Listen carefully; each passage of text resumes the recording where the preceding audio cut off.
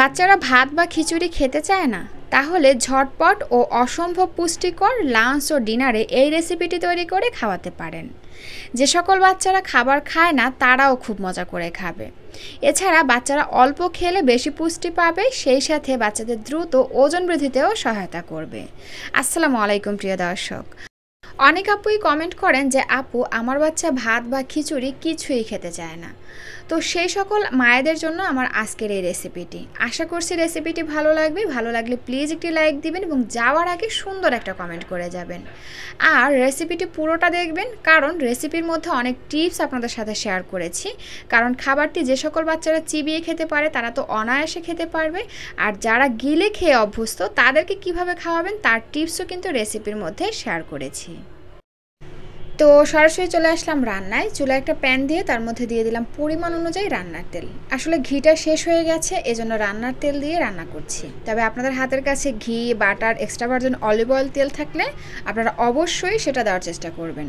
কারণ ঘি, butter, extra virgin olive oil তেলে গুড ফ্যাট থাকে, যেটা বাচ্চাদের ব্রেন ডেভেলপমেন্টের পাশাপাশি ওজন বাড়াতে সহায়তা করে। তবে বাচ্চাদের খাবার এক এক দিন এক এক তেল দিয়ে রান্না করলে তারা সব রকমের খাবারে অভ্যস্ত হবে। কারণ সবসময় তো আর ঘরে ঘি, বাটার কিংবা এক্সট্রা ভার্জিন অলিভ অয়েল তেল থাকে না, তখন কিন্তু বাধ্য হয়ে রেগুলার রান্নার তেল দিয়ে বাচ্চার জন্য খাবার রান্না করতে হয়। তো যাই হোক, কথা বলতে বলতে আমি এখানে ডিম লবণ দিয়ে পোস্ট করে নিয়েছি। এবার এই তেলের মধ্যে দিয়ে দিলাম 2 কোয়া রসুন কুচি আর ছোট সাইজের একটা পেঁয়াজ কুচি।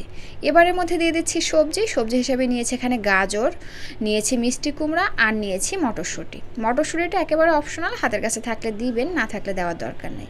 আর আপনারা আপনাদের পছন্দ অনুযায়ী যে কোনো ধরনের সবজি এখানে ব্যবহার করতে পারবেন, কোনো সমস্যা নেই। ভালো করে নেড়েচেড়ে প্রতিটি উপকরণ মিশিয়ে নিয়ে এর মধ্যে দিয়ে দিচ্ছি স্বাদ অনুযায়ী লবণ আর দিয়ে দিচ্ছি সামান্য একটু গোলমরিচের গুঁড়া। গোলমরিচ হাতের কাছে না থাকলে আপনারা এখানে কাঁচা মরিচটাও ব্যবহার করতে পারেন, বাচ্চাদের ঝাল খাওয়ার ধরন বা টেস্ট বুঝে।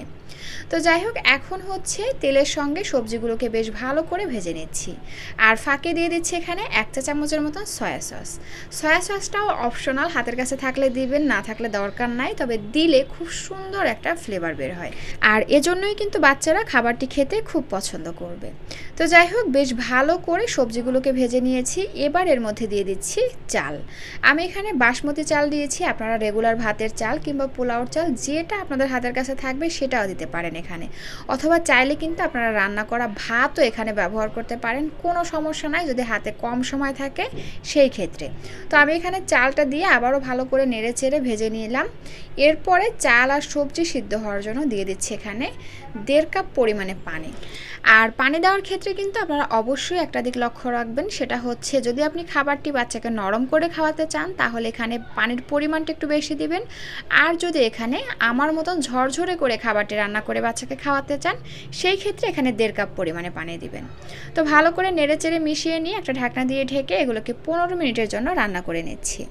ফিরে আসলাম 15 মিনিট পর, আর এরই মধ্যে কিন্তু চাল এবং সবজি সব কিছু খুব ভালো করে সিদ্ধ হয়ে গেছে।